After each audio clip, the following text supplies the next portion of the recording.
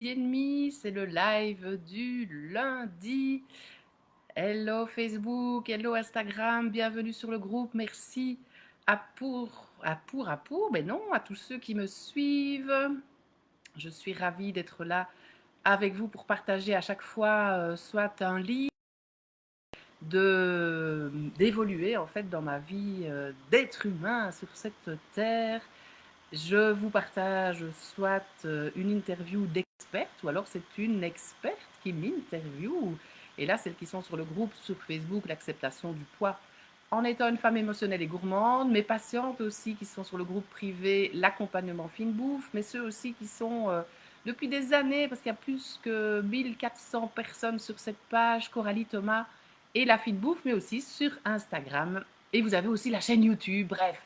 On essaye d'être un petit peu partout pour être visible, parce que j'ai un message à vous faire passer, comme vous savez.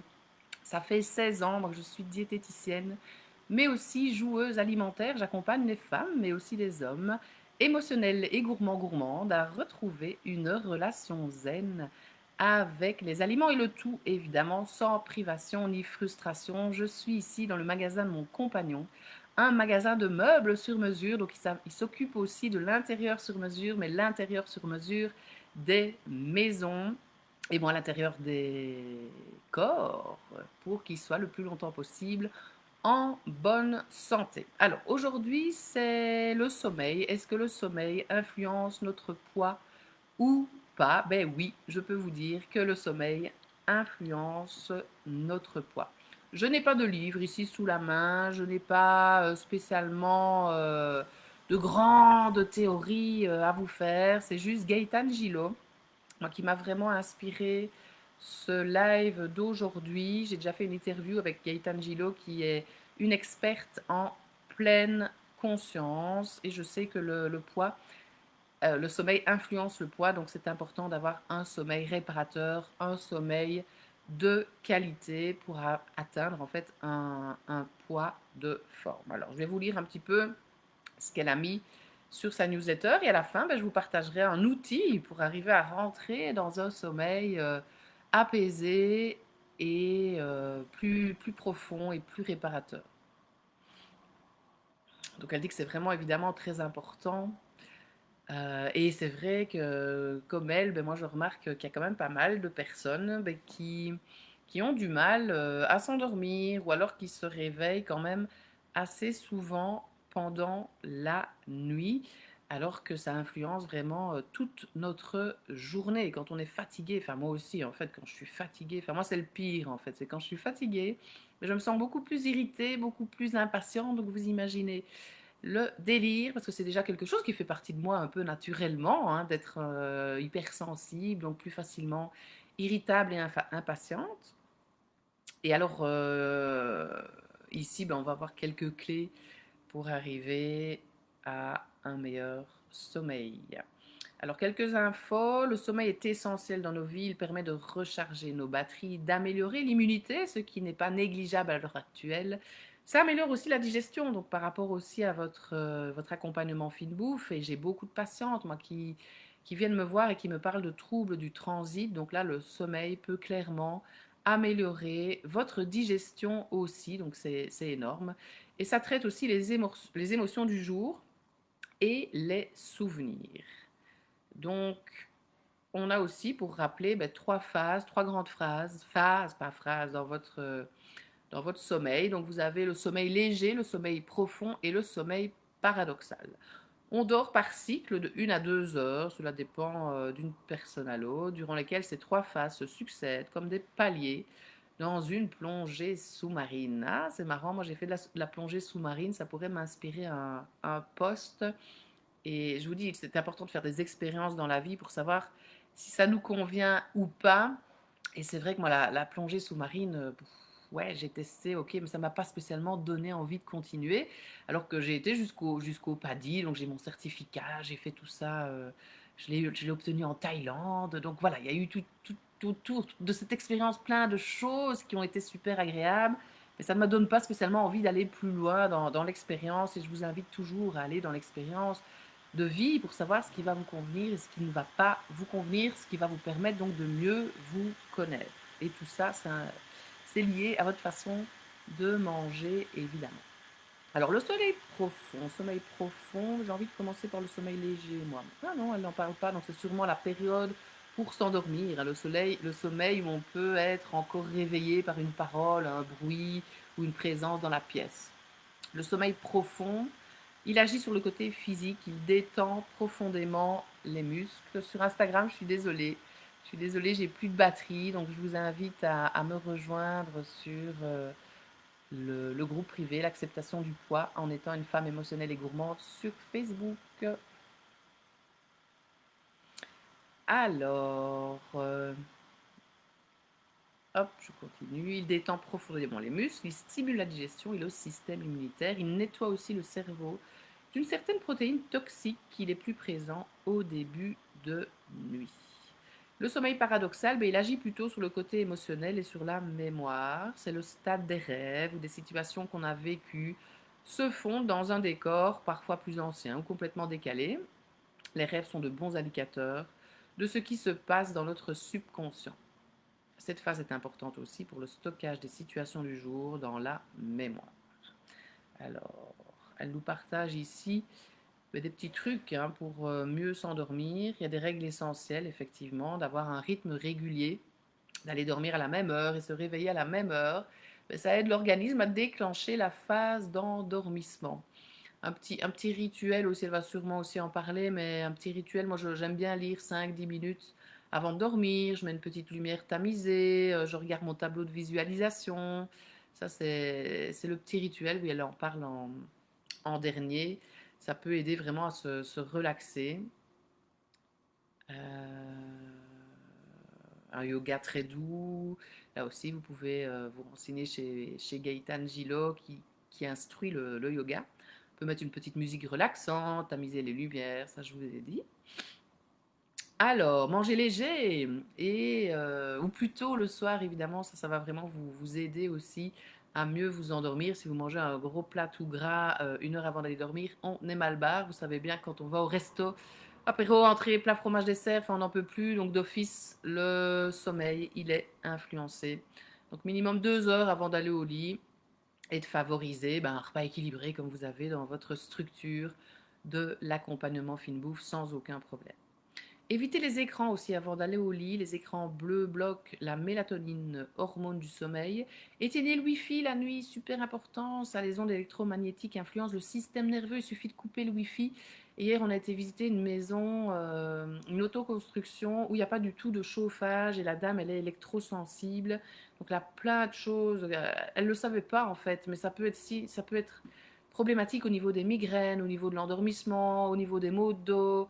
Enfin, il y a plein de choses comme ça. On croit que c'est peut-être un problème dans notre corps, mais en fait, c'est peut-être juste les ondes électromagnétiques. Donc, couper le Wi-Fi. Il y a moyen aussi, à l'aide d'un électricien, de couper tout ce qui est électricité dans la chambre ou en dessous de la chambre pour éviter d'être toujours euh, bombardé d'ondes.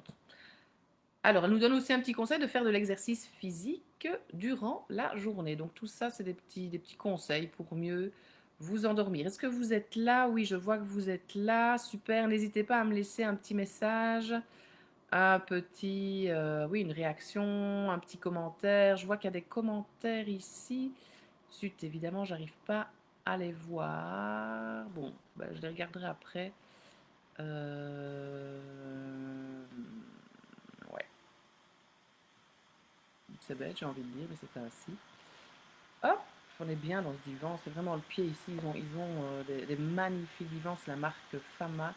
Ils vendent ça chez Select Line, donc au Luxembourg. Ce divan est absolument extraordinaire. Je veux le même chez moi. On est sur un projet de construction maison. On va bientôt construire le toit plat. On est bientôt à la fermeture de du gros œuvre. Ah, Florence, excellent, tu es là. Bienvenue, Florence. Et c'est toi qui écris un commentaire. Si je ne dors pas, à un moment donné, j'ai faim.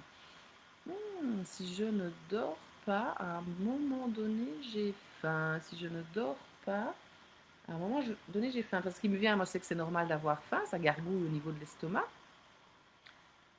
Donc, on dort ou qu'on ne dort pas, normalement, on a cette sensation de faim. Donc là, peut-être qu'il y a une confusion avec la faim de l'esprit.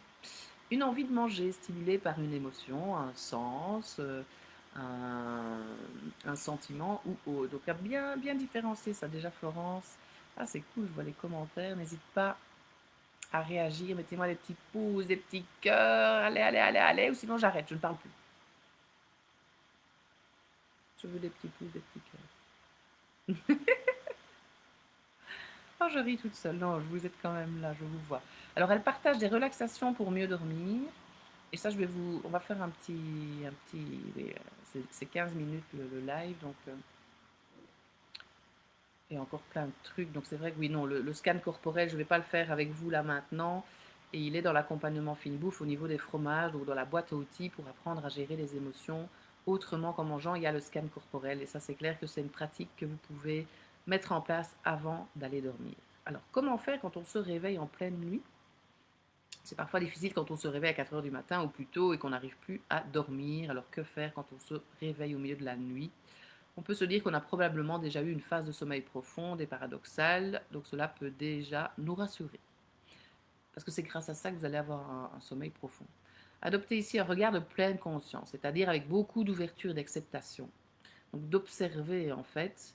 Et moi, le truc que je peux vous donner, c'est vraiment de vous concentrer sur votre respiration. Dès qu'une pensée arrive, hop, hop, hop, vous l'observez, vous la laissez passer, évitez de l'entretenir et vous revenez sur votre respiration, là où elle est la plus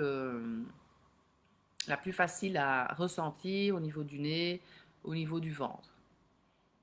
Et hop, vous faites cet exercice-là et à un moment, on redort.